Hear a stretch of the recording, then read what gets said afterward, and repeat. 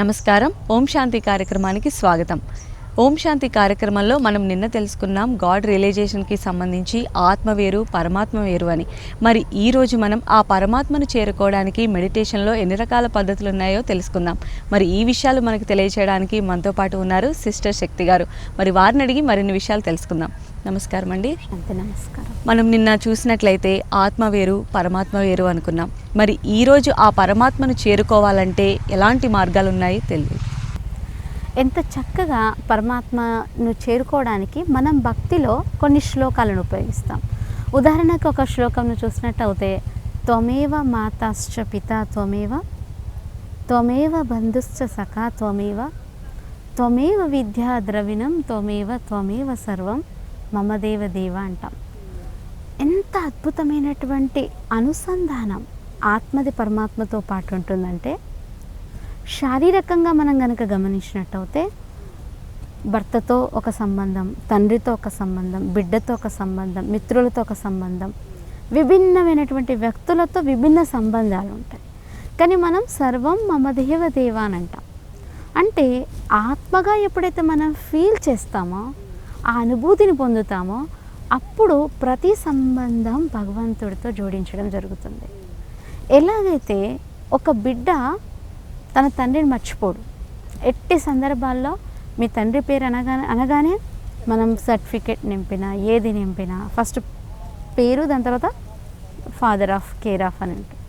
So తప్పకుండా ప్రతి దాంట్లో అనుసంధానం సంబంధం అనేది దైహికంగా ఉంటుంది. మనం దేహం యొక్క భ్రాంతిలో ఉన్నప్పుడు.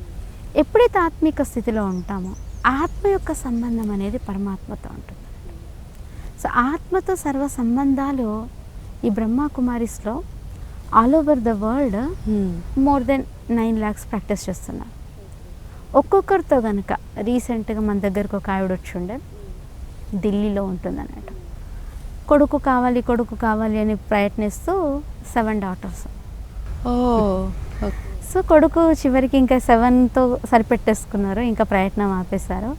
అలాంటి సందర్భంలో తను ఎప్పుడైతే బ్రహ్మకుమారిస్తో అసోసియేట్ అయ్యిందో అప్పుడు భగవంతుడు నా కొడుకు అనేటువంటి ఒక స్ట్రాంగ్ రిలేషన్ ఆవిడ షేర్ చేస్తుండే.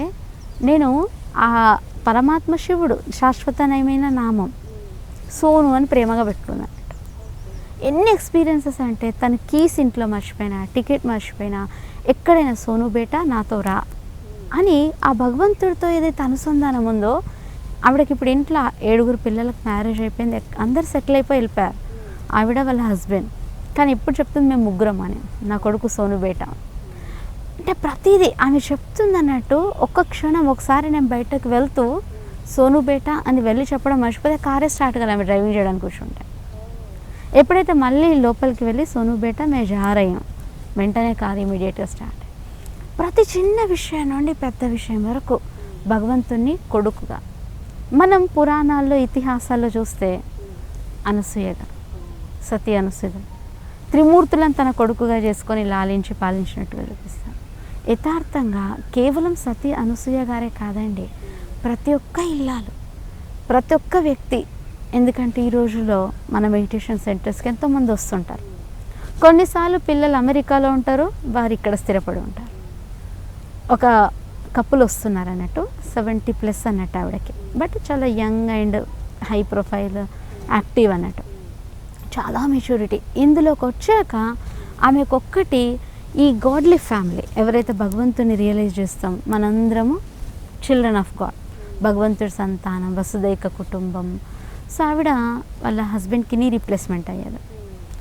సిస్టర్స్ని అడిగి, సిస్టర్స్ మీరు కూడా మాకు పిల్లలు లాంటి వాళ్ళే, మా పిల్లలు అక్కడ ఉన్నారు, మాకేం ధైర్యం అవుతుంది. అసలు వాళ్ళ పిల్లలకి ఇన్ఫార్మ్ చేయలేరండి, భగవంతుడిది ఇది ఒక ఫ్యామిలీ ఉంది, ఏదో అవసరం ఉన్నా కూడా మేము మీకు కాల్ చేస్తాం, ఓకేనా.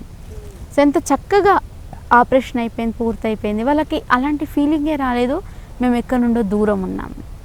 సో ప్రతి సందర్భాల్లో అంటది కష్టాలు కావచ్చు, సుఖాలు కావచ్చు, మంచి కావచ్చు, చెడు కావచ్చు, సో భగవంతుడితో ఒక సంబంధం అనేటువంటిది ఏర్పరచుకోవటం. ముఖ్యంగా భగవంతుడు వర్తమాన సమయంలో, విశేషంగా నేను ఎప్పుడైతే ఇన్స్టిట్యూషన్లో అసోసియేట్ అయ్యానో ఆ టైంలో మిత్రులు, ఫ్రెండ్స్, చిన్నపిల్లలకి ఎలా ఉంటుంది ఫ్రెండ్స్ అని, సో భగవంతుడు దోస్తుగా కుదాదోస చదువుకున్నప్పుడు కూడా మనం ఏదైనా బై హార్ట్ చేస్తే షేర్ చేసుకోవడం కానీ. సో భగవంతుడి యొక్క మిత్రుడి అనుభవం ఎంతగా అంటే అసలు మనం దాన్ని వర్ణించలేము. అలా ఈ యోగ సాధన అనేటువంటిది ఎంత సరళతరమైందంటే అసలు కష్టం అనేది కాదన్నట్టు. ఒక ఫ్రెండ్తో మీరు ఎంత టైం స్పెండ్ చేస్తున్నారో తెలుస్తుందండి. అలా ఈరోజు రేపుల్లో చాట్ స్టార్ట్ అయిపోతుంది, సిస్టమ్ ముందు కూర్చుంటే టైం ఏదే లేదు. అలా బ్రహ్మకుమారిస్లు ఎవరైతే మెడిటేషన్ చేస్తారో ఒక మిత్రుడితో సంభాషణ అన్నట్టు. ఆ సంభాషణలో ఆనందం ఉంటుంది. మనుషులతో సంభాషణ వలన కొన్నిసార్లు నష్టం కలగవచ్చు. ఏవైనా కొన్ని మీ యొక్క కాన్ఫిడెన్షియల్ విషయాలు కూడా లీక్ అవ్వచ్చు, అది కొన్నిసార్లు పెద్ద సమస్యగా కావచ్చు. కానీ మనం యోగ సాధనలో భగవంతుడితో ప్రతీది మంచి సంభాషణ విషయంలో షేర్ చేసినప్పుడు మనకొకటి సమాధానం టచ్ అవుతుంది. రెండవది, ఎక్కడ సంబంధాల్లో, భౌతిక సంబంధాల్లో చులకనగా ఎవరు చూడరు. మీరు ఎంతగా మనుషులతో విషయాలను పంచుకుంటుంటారో అంతగా సమాజం చులకన అయిపోతుంటారు. ఒకటి, మనుషుల్లో కూడా ఎన్ని సమస్యలు పెరిగాయంటే ఎవరిది వినేటువంటి శక్తి కూడా లేదన్నట్టు. కానీ భగవంతుడు మనందరిది వినడానికే వచ్చారు. కొన్నిసార్లు భగవంతుడితో అంటే ఇక్కడ ఏదైతే బ్రహ్మకుమారిస్లో సత్సంగం ఉంటుందో దాన్ని మురళీ క్లాస్ అంటారంట. అందులో చెప్తుంటారు పరమాత్మగా, యూజ్ మీ, నేను మీ సేవ కొరకై ఈ ప్రపంచంలో అవతరించాను, మీరు నన్ను స్మృతి చేయండి, నేను మీకు ఆ అనుభూతిని కలిగిస్తాను.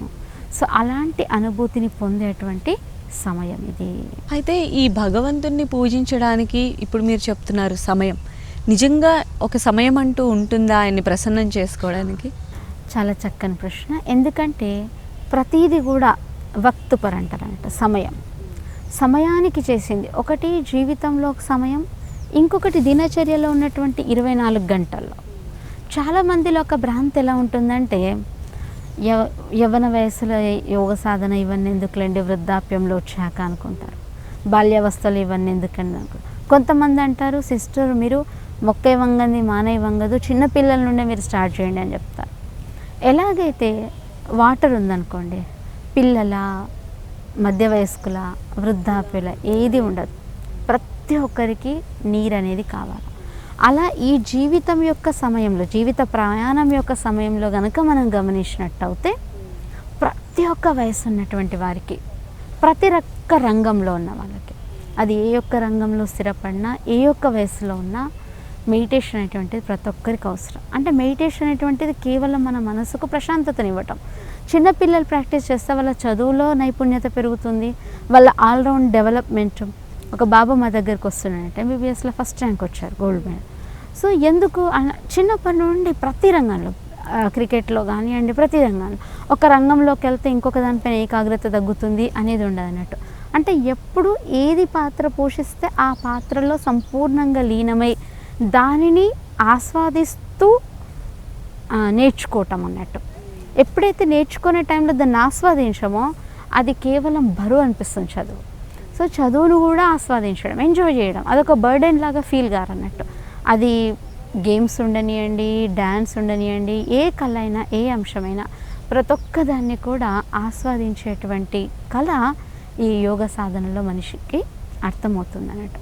సో మీరు అన్నట్టుగా ఒకటి, శరీర యొక్క వయస్సు సమయంతో పరిమితి లేకుండా ఏ వయసు ఉన్నటువంటి వాళ్ళైనా కూడా అభ్యాసం చేయొచ్చు. ఓం శాంతి కార్యక్రమంలో చిన్న విరామం తీసుకుందాం.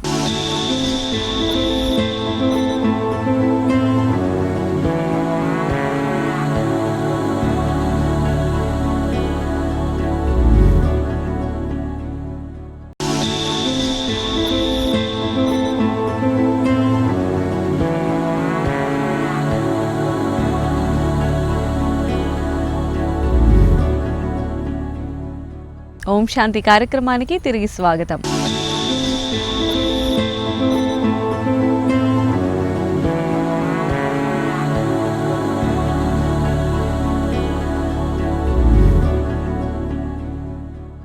ఏజ్ పరంగా ఎప్పుడైనా కూడా భగవంతుని ధ్యానం చేయొచ్చు అని అంటున్నారు. మరి మనకున్నటువంటి 24 గంటల్లో ఏ టైంలో చేస్తే బాగుంటుందంటారు?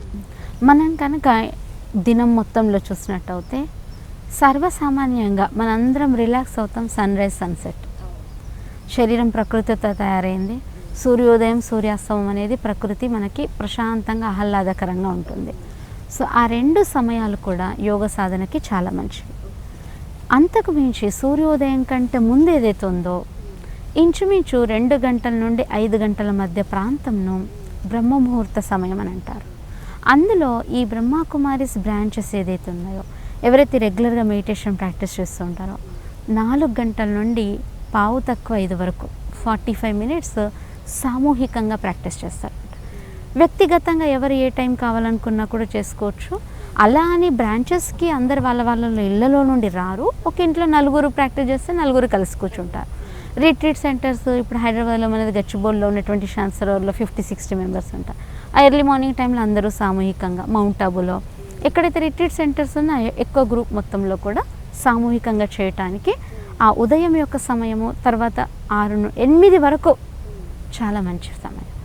దాని తర్వాత నెమ్మదిగా ఏదైతే ఉదయం మన మనసులో మంచి నింపుకున్నామో అది దినచర్యలో మనం క్రమంగా దాన్ని ఉపయోగిస్తూ రావాలి. అలా ఉపయోగిస్తూ సంధ్యా సమయంకి రాగానే మైండ్ మళ్ళీ ఛార్జింగ్ కావాలి అంటుందన్నమాట. సంధ్యా సమయం విశేషంగా 7 నుండి 7:30 ఏదైతే ఉందో ద బెస్ట్ అండి. 8 వరకు చేయొచ్చు, కానీ 7 నుండి 7:30 అర్ధగంట ఏదైతే ఉందో బ్రహ్మకుమారిస్ మొత్తం బ్రాంచెస్లోనూ తప్పనిసరి ఆ టైంలో మెడిటేషన్లో కూర్చుంటారు. ఓకే, ఎందుకని ఆ టైంకి ఏదైనా స్పెసిఫిక్ ఇది ఉందంటారా? సంధ్యా సమయము సూర్యోదయం అని ఏదైతే మనం అన్నామో అందులో సంధ్యా సమయం 6:30 నుండి 7:30 వరకు ఉంటుంది. అందులో ప్రత్యేకంగా 7 నుండి 7:30 కనీసం ఒక గంట సమయం కనుక కేటాయించగలిగితే 6:30 నుండి మనకి 7:30 బాగుంటుంది. ఎందు గురించి అంటే దినం మొత్తంలో మనం మన బాధ్యతలను నిర్వహించేటువంటి ఆలోచనలు మనసులో ఉత్పన్నమవుతూ ఉంటాయి కాబట్టి ఆ టైంలో కేవలం హాఫ్ మినిట్, 1 మినిట్, 3 మినిట్స్ అలా ప్రాక్టీస్ చేయడం జరుగుతుంది.